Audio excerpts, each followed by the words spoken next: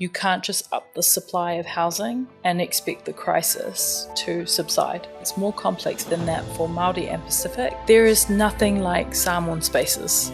That feeling of belonging with our people, with that sense of spirituality and ancestry, there is nothing more empowering, healing, and belonging than those feelings. So I think architecture is very that. It brings all those things together. Introducing Dr Karamia Müller, the first Samoan woman in the world to earn a PhD in architecture.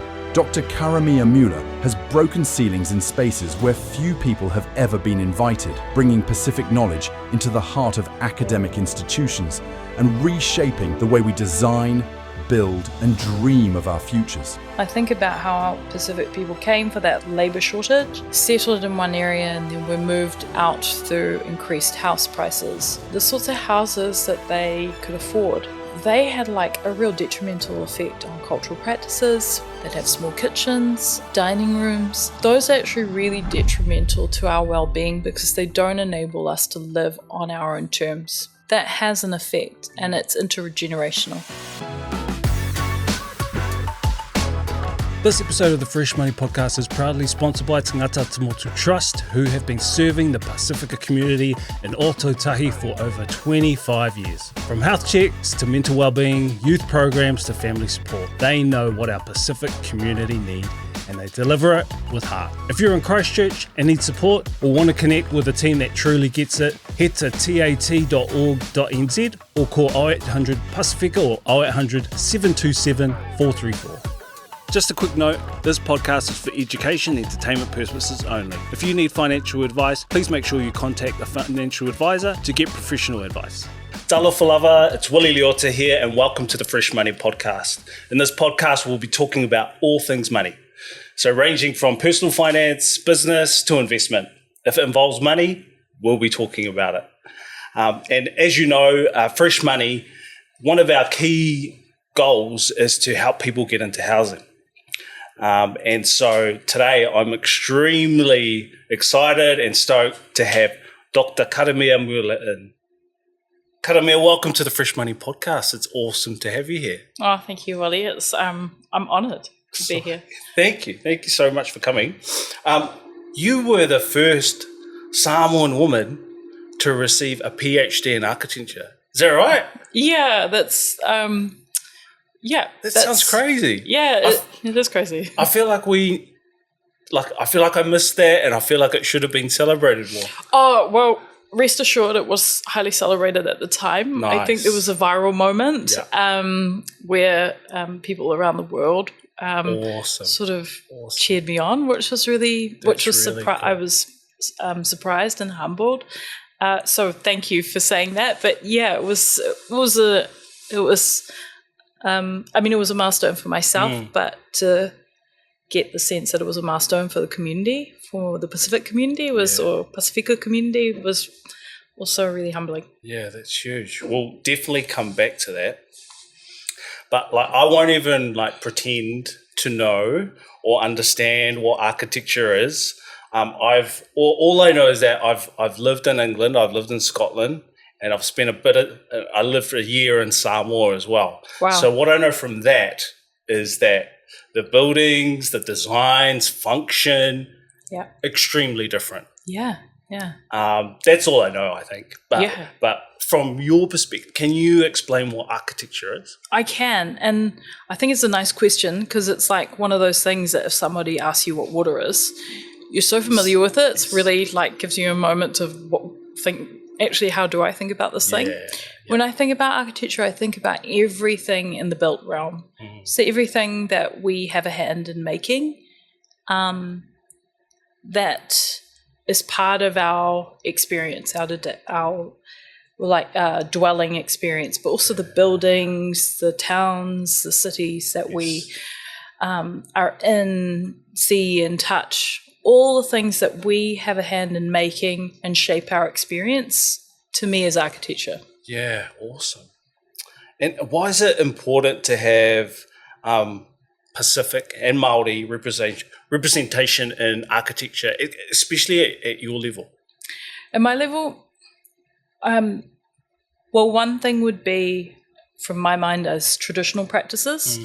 So we have that lineage, that background. We whakapapa. It's part of our ethnicity and the things that we grow up with. I also think we're best placed because we're most invested to carry on those traditions. Regardless of the different, or maybe not regardless, but as those traditions evolve and change, as our cultures evolve and change, we know that values persist, definitely. You know, for Samoans, our values, our principles, they don't tend to change. They are like lifelong and intergenerational. But the way we use materials, the buildings that we create, all those sorts of things, those do adapt to new technology, new materials, new sorts of ways of making things, new techniques emerge. So I think we're best placed and we're most invested in seeing those traditions and that culture on its own terms expressed in the built realm. Yeah, cool. So to me, that's why it's really important to have our representation.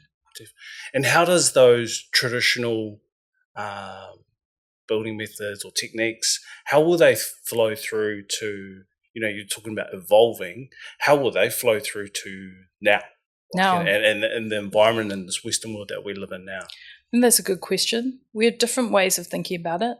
When we think about the civic or the city, we're thinking about like how forms, amongst other things, how they may nurture or foster a sense of place.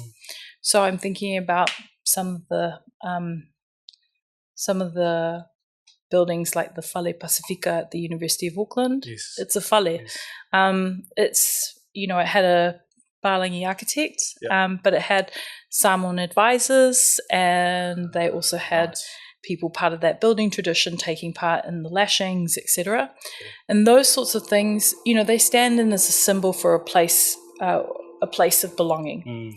So that's one way of thinking through how tradition manifests in contemporary built environments. Another way, perhaps, is when we think about housing, for example, is how we might have housing that empowers, enables, and fosters intergenerational living. So there's different ways of thinking how culture and customs and traditional practices flows through to how we experience the world today. And I think it takes diversity of practice. You know, it takes many people practicing with different ideas on how to bring that about. So those are some examples and ways of thinking about it. Awesome. I definitely want to come back to all of that and talk about it all. But tell me a bit about yourself, a bit about your background. What was kind of early life for you? It's a great question. Well, I was born in Honiara in Solomons, so that's sort of something that's unique and I guess unique. Yeah, definitely. My father worked there as an administrator in one of the research institutions that looked at fishing. So I was born there. I went to school there until I was in my early teens, and then he took up a role like that in Fiji, in Suva, Fiji, and we moved there as a family till I was about 15 or so.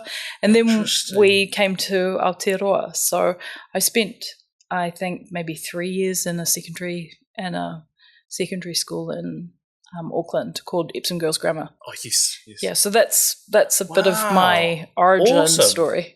How does your upbringing in the islands, essentially, in those environments, how does that kind of shape how you see the world and interact with and your role at the university? I like that question because it's again like the whole question about what is architecture, you know. So used to experiencing things like how is it shaped by your experience? I think when I came to Aotearoa, I was quite surprised to think of the Pacific as at the margins because I've been in the Pacific. So it was very much the center of my world. So I was sort of really had to adjust kind of thinking about the Pacific as this kind of marginal place.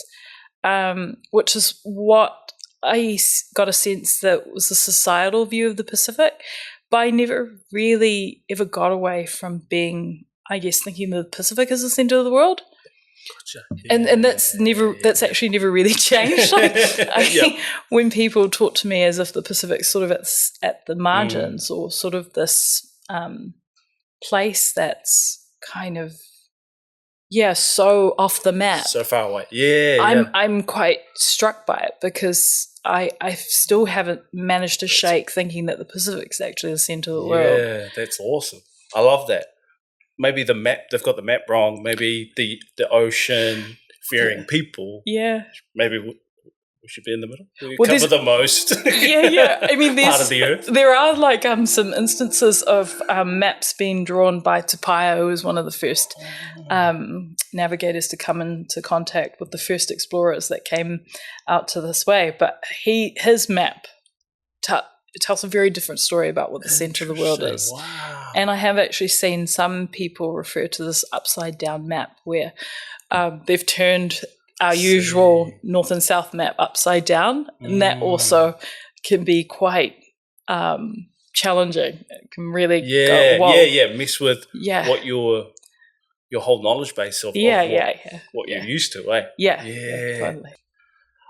I don't know of many Pacific architects, but what inspired you to pursue this career of architecture and then a PhD? Yeah. Well, I sort of left. I mean, we had this brief discussion about university and success or / not success of university. In my case, I can share some of that.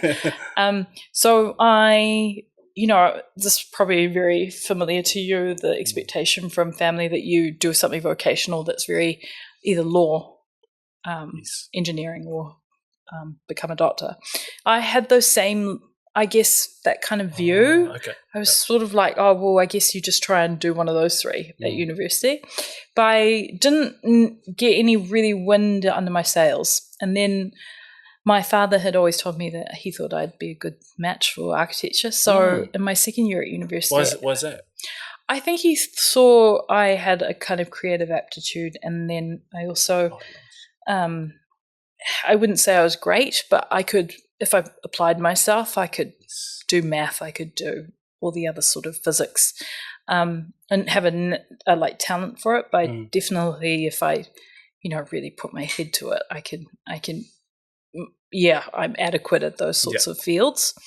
So I think he saw that architecture would bring those skill sets together, and that it might be a good fit for me. And he also got a sense that, because I was often making little sculptures and models around the house. Cool. So I think he saw that and thought that perhaps architecture would be a good fit for me as a career. Because we are Pacific Māori, we are kind of naturally creative, aren't we? I think so. Yeah. I think it's like abundant. It sort of just flows from.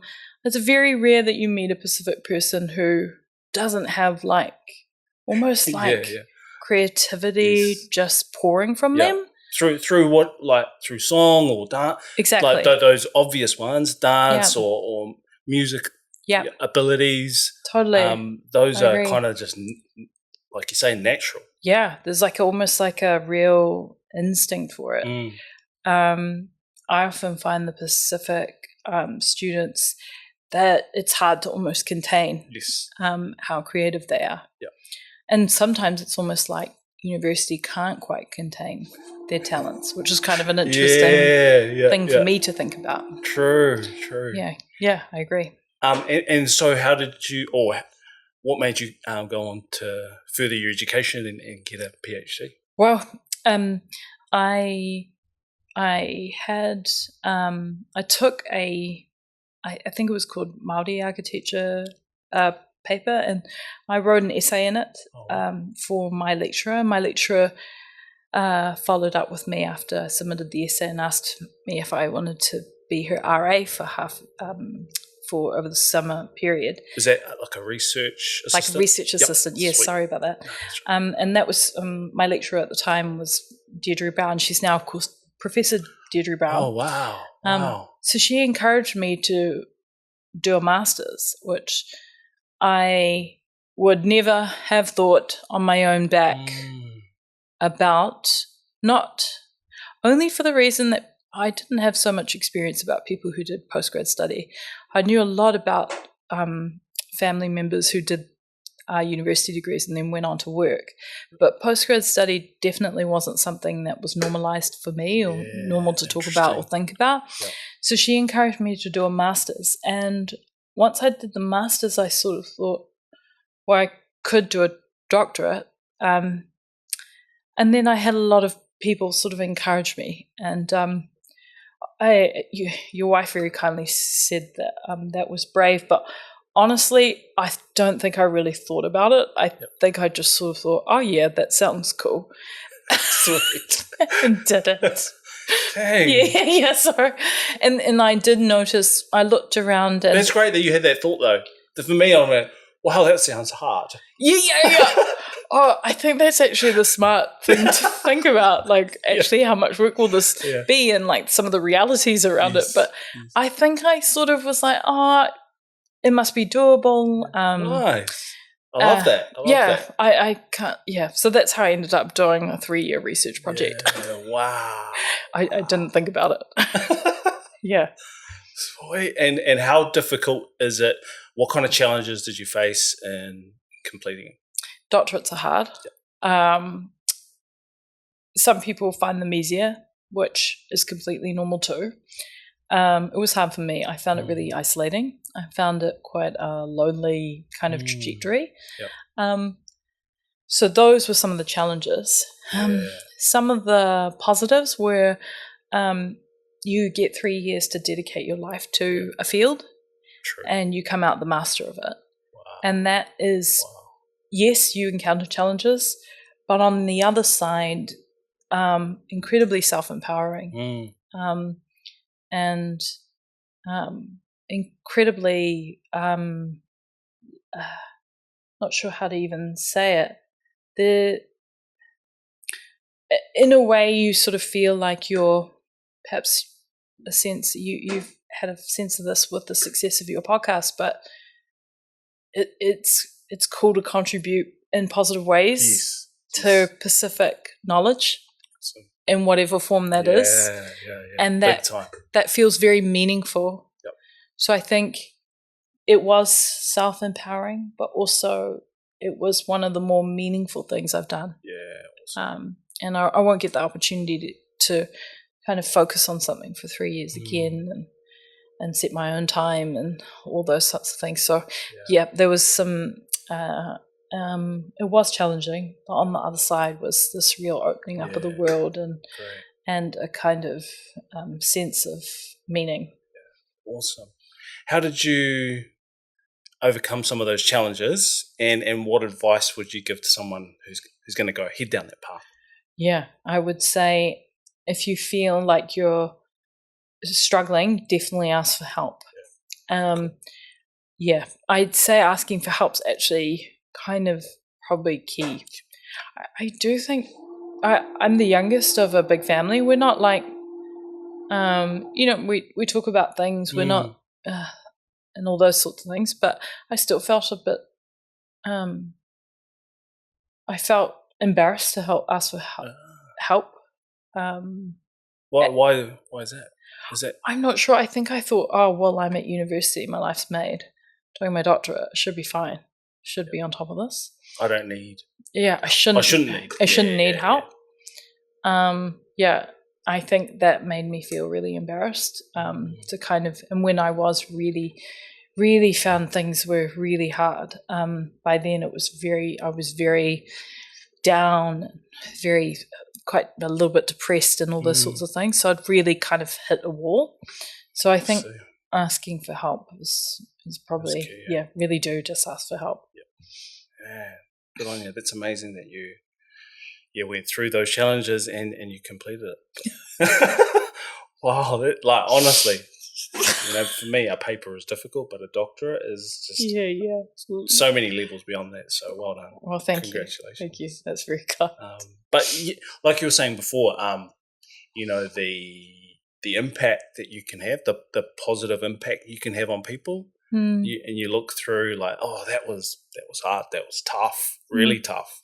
You go, actually, it now it's worth it. Eh? Yeah, I think so. Yeah. That's awesome. Can you tell us a bit about Māpihi and its Yes. kaupapa? I'd love to hear about the work you guys are doing there. Yes, I can. So we are Māpihi is a Māori and Pacific Housing Research Centre based at the University of Auckland. Wow.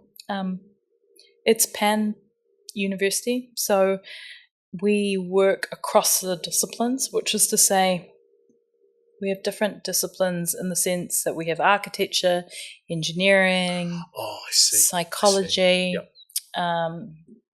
law, business. Those are a few examples.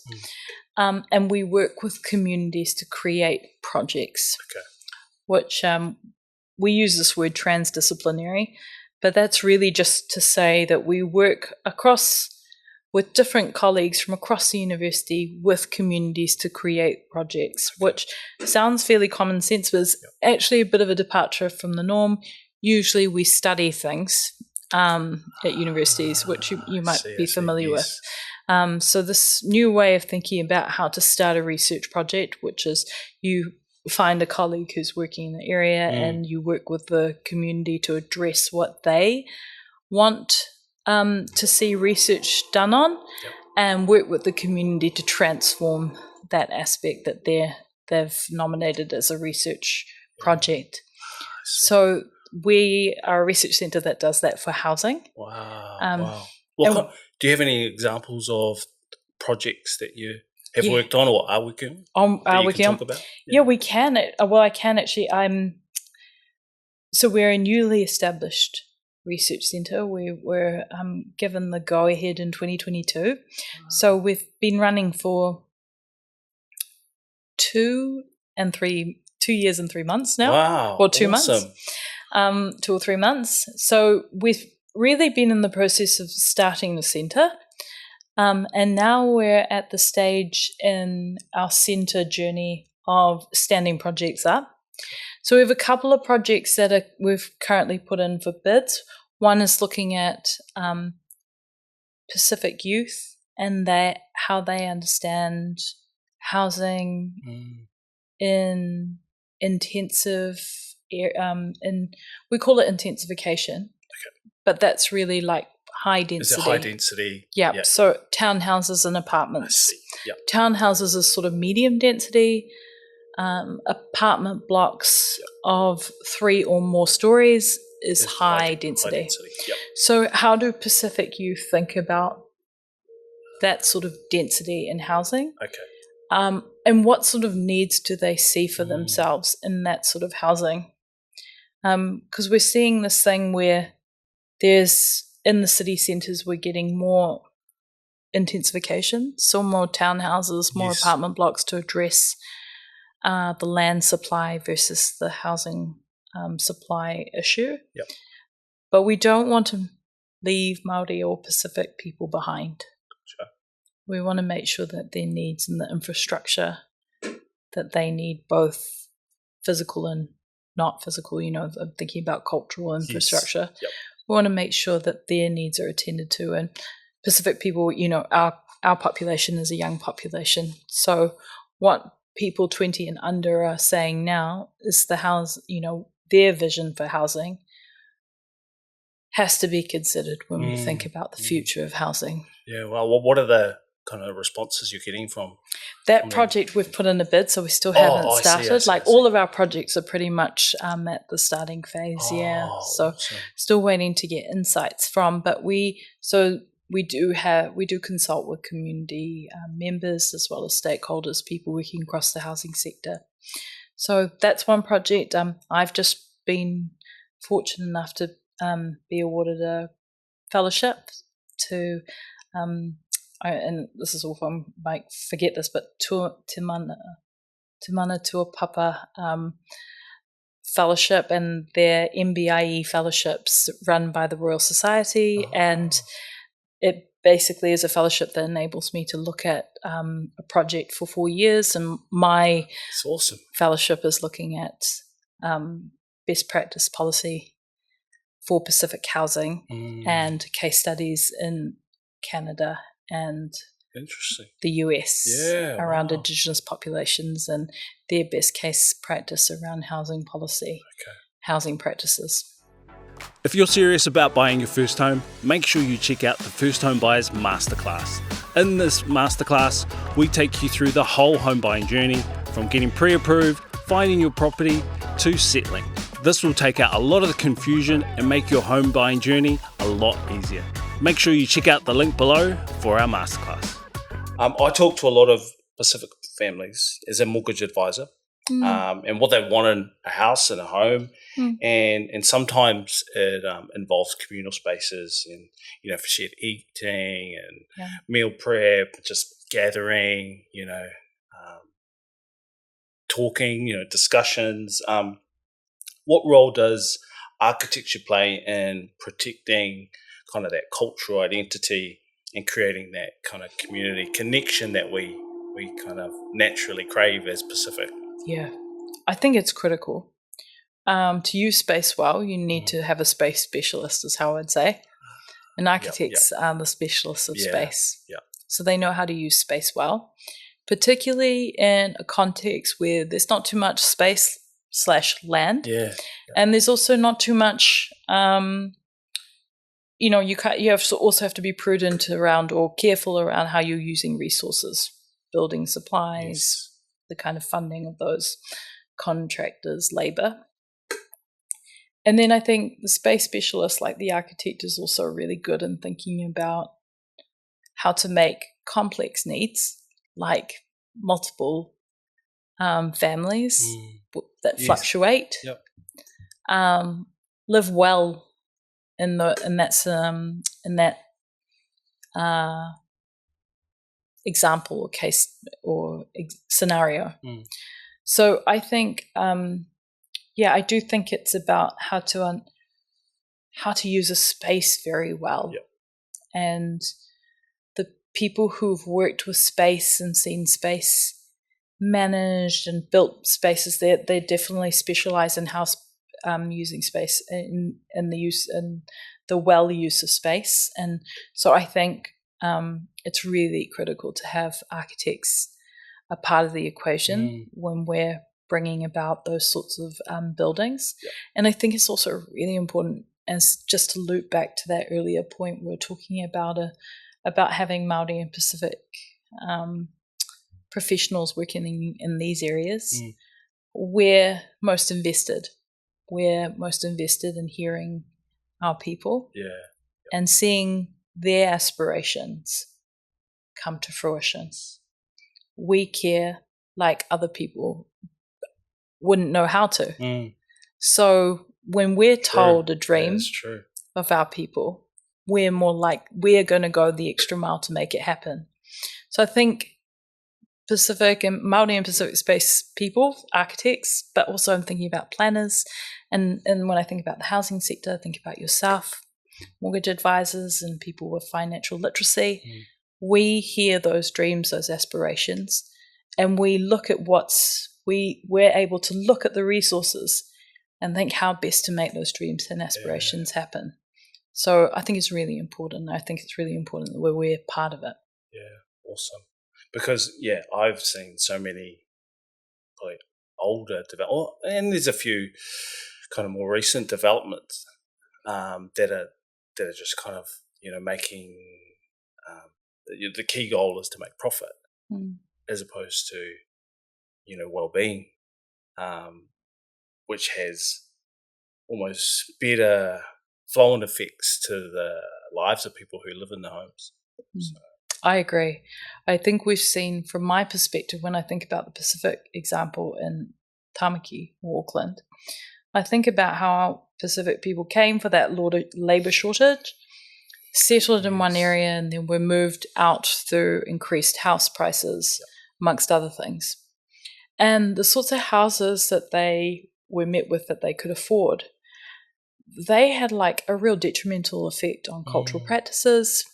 Sometimes they came without gates, so there was also a flow-on effect around child injury.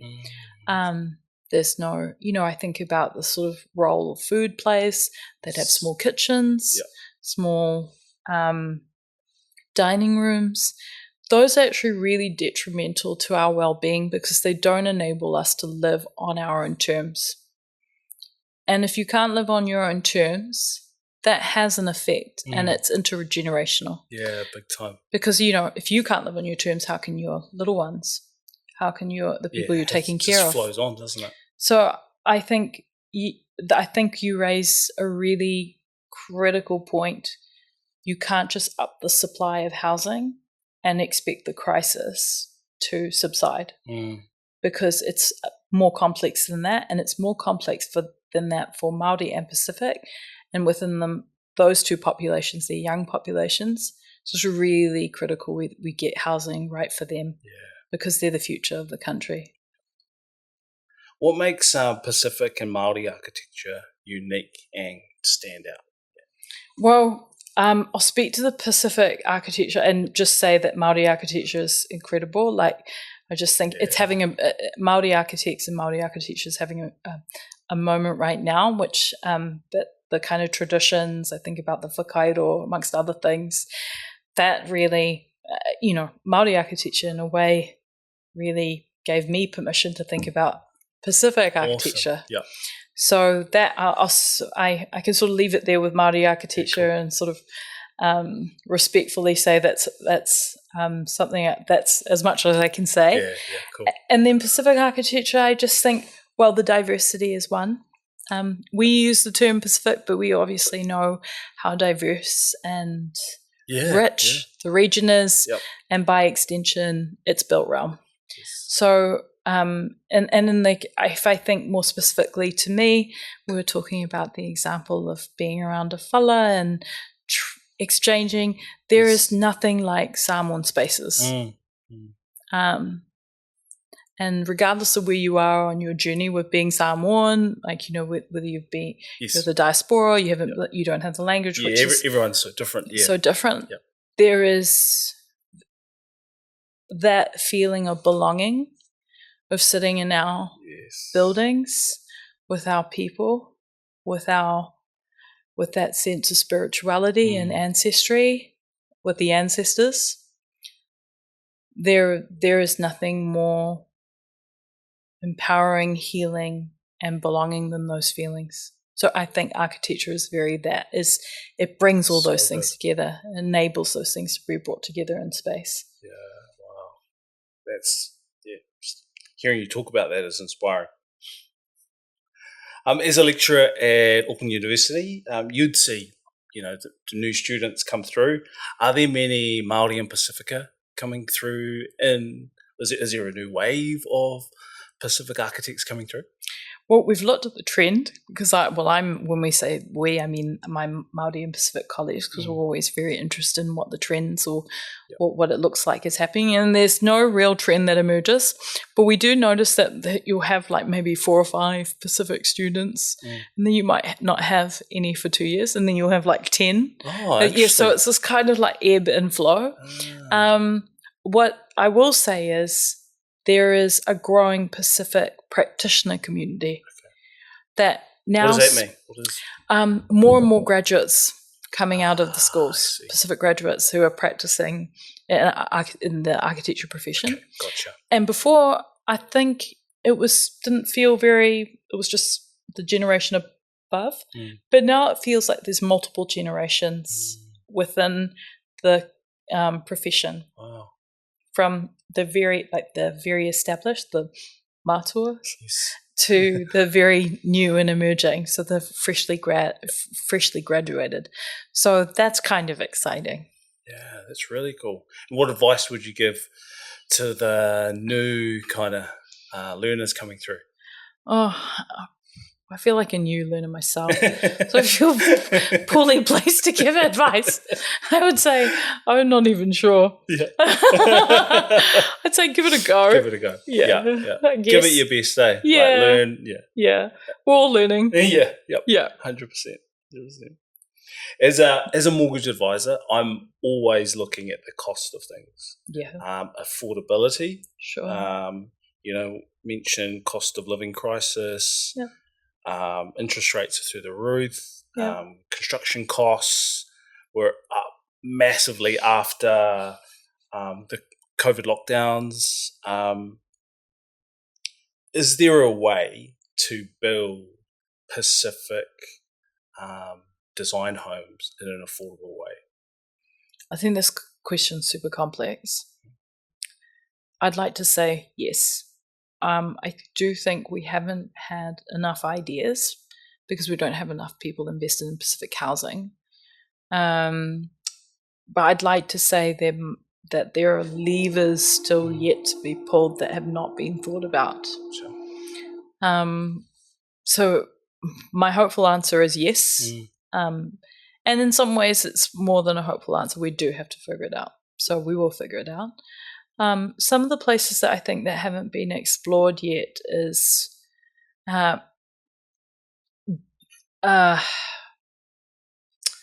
like improving the housing continuum. Yeah, what do you mean by that? So if we think about the housing continuum being like, say, the experience of homelessness right through to home ownership. Gotcha. Yep. I think there's a way to improve rental home ownership as well as the other areas. I see. And perhaps thinking about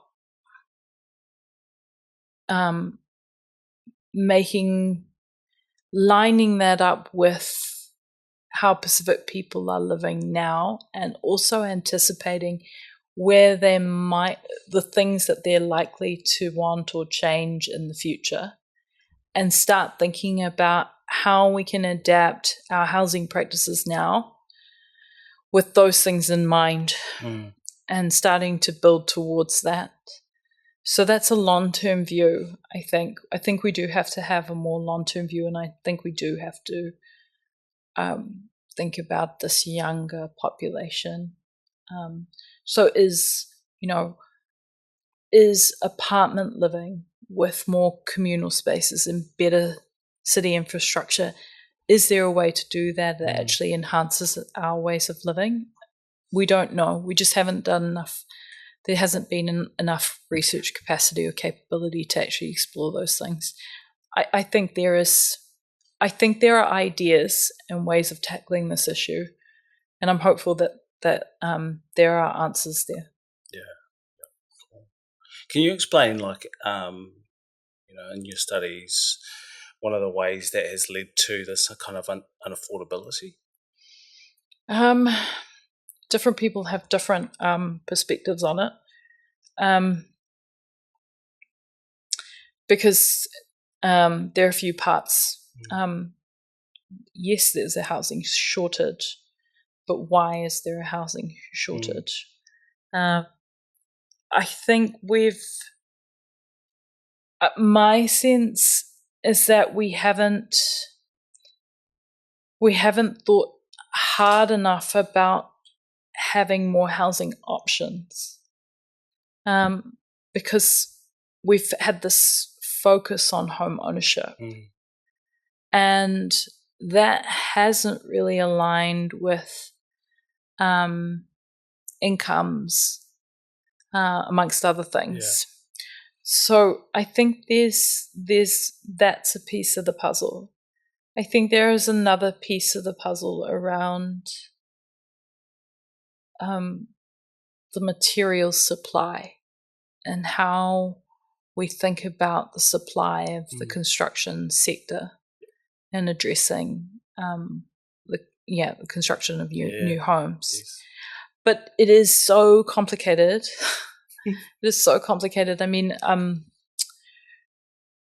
regardless of how which party, if indeed you're voting for one of the main parties, but regardless of how you vote, successive governments haven't been able to address this No growing. one's got a silver bullet yet. No one's gotten a silver bullet yet, and indeed, even obviously the Labour government weren't able to live up to their claims, and you can see that National are trying they're throwing a few different things at it too, and only time will tell how successful those things are. But I know it's annoying for people, but there is no silver bullet for the housing affordability. But I do think for Pacific housing, we have to have ideas that work for us in creating new levers around affordability. Yeah, cool. Many Pacific families that I've seen are caught in like debt cycles and struggle to find there's affordable, healthy homes, with the standard being an extra room in the garage, or extra rooms, or extra studio is the garage. What role does architecture play in breaking in that intergenerational kind of poverty? Well, thank you for that easy question. I want the answer right now. The silver bullet to everyone's questions. I really appreciate this really straightforward and easy question following off the back of the last straightforward and easy question. We only ask difficult questions on this podcast. Yeah, that's good. It's good. I mean, these are the questions that people want to know, so I totally get it. Yeah. Well, I think architecture. But there's no pressure. No pressure. Okay. No pressure. Okay. Just relax. Relax. Okay. Silver bullet. Breathe through it. Okay. Yeah. Well, I do think architecture again is about the good use of space. I do think if space is 100%. used well, it's likely the affordability question is answered in it, as well as the longevity and sustainability of the design or how that space. So when I think about this question about solving intergenerational poverty and the debt cycles, I think if architecture can be part of the problem solving of how to create good housing with smaller land plots or with smaller plots of land, I think that is going to be part of the overall puzzle. Is using space well and really well. I mean, I think lots of people are talking about this thing where we have townhouses now, we have them in proliferation, but of course there's only one car park and we don't have public transport to suit. So Pacific families, we're usually commuting for everything because we're living in places that are away from where, it's cheaper to live further away. away. So you have to have a car. So we do have to think about these higher density housing solutions that are real about our day to day, that do give people 2 car parks or indeed more, that do think about more compact living that doesn't sacrifice our ways of living. I think there is something there. And I also think there is a cultural piece where we have to be open to seeing those positively. Yes. And not seeing necessarily a restricted backyard as a no-go zone in terms of consideration. So I think, because in a way, it's viewing it that way is almost a poverty mindset. I'd love to hear your perspective on that too, because I think you see the other side of it, which I imagine must have its own sort of question for you. Because there are restrictions to everything, right? Restrictions in finance. So, for a lot of first home buyers, you're gonna have to compromise on something. And if you've got a list of your must-haves, if you can, for me, talking to first home buyers, if you can tick 3, you're actually winning. Yeah, that's amazing. Yeah, you are. That is your home. Okay, Yeah. I mean, say it for the people in the back, I imagine, with that one, because you must have. And I think that's really tricky, because I think we were just talking about Pacific aspirations and goals. So what's the difference between Pacific aspirations and us saying that earlier in our talanoa, and then saying now, well, that compromises have to be made.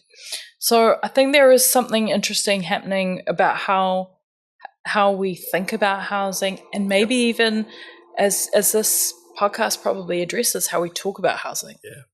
How we talk about because the only way we get it is through mainstream media. And they're not listening to us or asking us for our opinion piece. So we can't even have that. We can't even have that talanoa. We can't have that focused talanoa on across every single question that you might have around a house, but can't even have the beginnings of it. That's right. I get that. Because we're not even getting asked the question. Well, thank God for this podcast. So in my view, there needs to be a lot of, not a lot, but compromise, but in that compromise, creativity through architecture, using space as well. I agree. I do think that and I think I really like your idea there too about strategic compromise. One that has ultimately, we have aspirations, but we have to strategically compromise. And that's not giving up on Pacific visions or horizons or how we think about self-sustaining housing, but strategic compromising definitely in our housing journeys. Because it also plays into what we should be aware as Pacific of time, because this is for this time we're getting those 3 out of 5 for it. As we, as values go up, as we work harder, as our incomes generally increase, as we get more skilled, as we increase our knowledge, the next time period, you might get 4 out of 5. So the wealth or the way you're living can be increased incrementally. It's not just, you don't get everything in one go. That's what I'm seeing anyway. I can imagine. I also can imagine it's not this clinical decision for people. It's very emotional. Biggest purchase they'll make, and probably many years of sacrifice, and probably asking for close loved ones' support. So I can imagine having those discussions is so necessary, but also there's this emotional aspect. So I appreciate that insight. Let's talk personal finances. Okay. I have to set up one. Shoot. I've asked you a lot of tough questions already, so I'll go easy. Have you had to learn any financial lessons the hard way? Yeah, I have. Any of those you're willing to share? Well, I've had failures in the sense that I've invested in things that didn't go so well. Put it at that. So I've had losses, and then I've also learnt the tough way. Maybe not the tough way, but I've learnt that I spend too much. I've learnt that I have lived beyond my means many times, many periods of my life. It's embarrassing, I guess, to say that, because I think especially if you're in my sort of job, people have an expectation that you're smart, but you can be quite dumb about money. I find I have been a bit of a dum-dum about money, which sounds negative and punitive, but I say that with a lightness. So I have been a bit silly with money. So those are probably because when I hear the word doctor, I'm like, genius, knows everything, and it's not a fair expectation at all on anyone. But I don't know, for some reason that pops in my mind. They know everything. They've got it all cleared on. I think money is really tricky. That's been my experience. It's been my experience, and I was on a home ownership journey a couple of years back, And I had to face up to the fact I actually don't need a lot of things that I spend on, and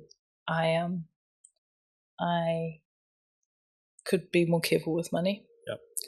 And that, in a way, I sort of had a real spend now, think later kind of approach to money. So yeah, I would say that was kind of like one of my most sobering lessons. I thought it, like I sort of was like, if I had actually like been careful with my money, I actually wouldn't find myself in this situation where home ownership feels out of reach. Yeah. But I know that's just my experience. So yeah. Do you own your own home now? I do. Awesome. Yeah. Awesome. It's very fortunate. I was lucky that I managed to be one of the home partnership schemes. Oh, awesome. Yeah, so I managed to take That's advantage great, of that. because that was a limited time. Yeah. And I had no idea at the time. I sort of just kind of did the paperwork and felt frustrated at the paperwork and thought, if I'm finding this frustrating, I can't imagine how anybody else is. And very much what you just said about the 3 out of 5, or in my case it was 3 out of 5, I'd say. It was sort of low, where it was, that I could actually afford it. And in a way I couldn't, because I needed the home partnership scheme to help me. And I think sort of you have to kind of get a set up with your mortgage advisor, really. Yes. So all those things kind of came together. But I really appreciate that if one of those things hadn't gotten across the line, I wouldn't be a homeowner today. Gotcha. Yeah. So. Oh, that's so good. But reflecting on that time was a real sobering time for me. Sort of having to get real about your finances. Yep. But I will say as well, I was quite surprised at how much this feeling of never being able to own a home was also in its way, kind of standing in the way. Yep. Because I never thought I could own a home. And so I didn't try and save. Interesting. And then I don't because it was like, why bother? It was like it was lost. It was lost. Why play that game? Yeah, why bother? Yeah. So that was also a very strange kind of 360 for me as well. Yeah. Oh, well done. Congratulations. Thank you. So cool. That's thank you. What kind of housing solutions do you think we should be working towards now? I think I mentioned, just to sort of circle back, I do think we have to think about more density. Yep. But density done well, with our values at the centre of them. So how can we do that in city centres so Pacific people don't keep getting pushed to the edges? Yes. And keep commuting back to infrastructure that they've built. So I think that is a housing solution. Yep. I also think rental, how to make renting more secure, more long-term, have more options around renting for Pacific people. Yep. I think that's a puzzle in how people staircase to home ownership. Yes. Yep. If 100%. you can have an affordable renting option, and perhaps a rental that is designed for our ways of living. Yep. A lot of the sort of the way renting is regulated, it's almost doesn't enable us to do things our way, and at a cost probably to landlords and a cost for us. So fluctuating households, that's sort of rentals that are attuned to that, and don't compromise rental security. I think we do have a big puzzle piece is how to do renting better. Yeah, absolutely. I 100% agree there. I think there is like a stigma of renting, suggesting that it's not good enough. Yeah. You're not good enough. You're not successful enough. Yeah. Because you're still renting. Yeah. Whereas you, as a family, we've actually gone back renting.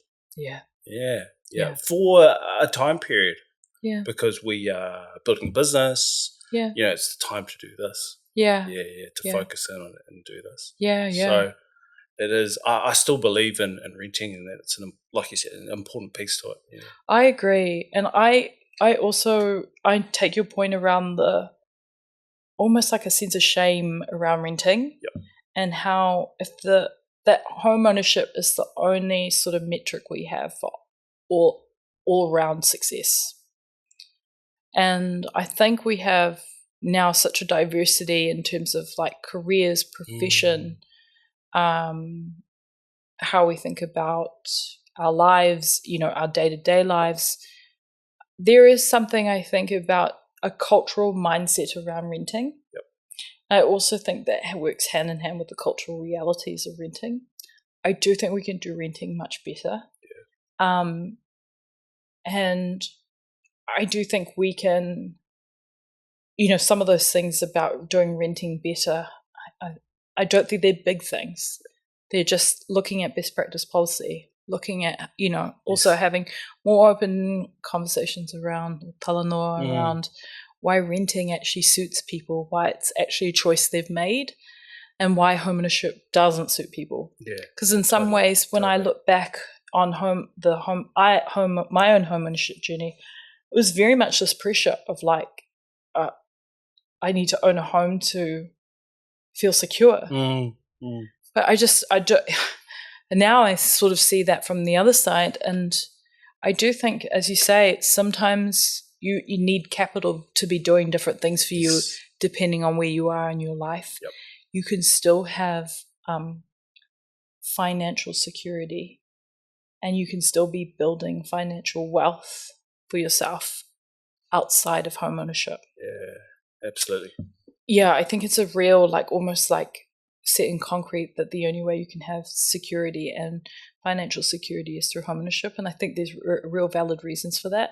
But it's very interesting, like the investor might tell you differently. Yeah. The investor might have the counter, which is you're treating it like an investment when actually it's just a sinkhole for money when you could be doing something much more proactive, dynamic with that same amount of money. Yeah, because it's not the only way to create wealth. So I think it's a really interesting conversation with talanoa, and I think it's a really interesting talanoa to have if you have the backgrounds what you do and you're thinking about like financial wealth from a financial wealth perspective. So I appreciate what you're saying. It's nice to have that upfront conversation or talanoa about it. If you could if you had one wish and you could make a change to something that would help housing or make it somehow better, what would that be? What would that wish be? Great question. Housing, stable, secure, healthy housing for all Pacific children. Why is that? I think everything flows from a home. And I think if you gave all Pacific children stable, healthy, secure home,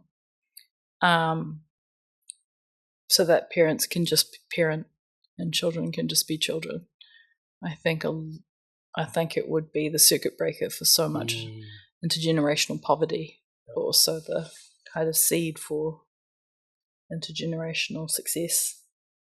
So Cool, great wish. This is my final question. I ask all my guests this. Great. What does wealth look like to you? choice, freedom. Yeah. Hey. Yeah. So I'm Hey. still figuring that out. But Yep. when I think of wealth, I actually think having choice. Yeah. Like It's like options and options that aren't stressful. You know, they're not stressful to choose. So I'm not even sure how to put that, but a luxury of choice. Yeah, that's a positive framework for choice. It's not just like choosing between two hard things. It is a choice, but it's not the best options. Exactly. Out there, eh? Exactly. So Cool. That's awesome. Well, Karamia, thank you so much for coming on Fresh Money. You are an absolute legend. I wish you and your work all the best. Oh, thank you. And just thank you so much for your time. Oh, thank you, Willie. It's actually been a joy. I've really enjoyed it. Oh, cool. Thank you.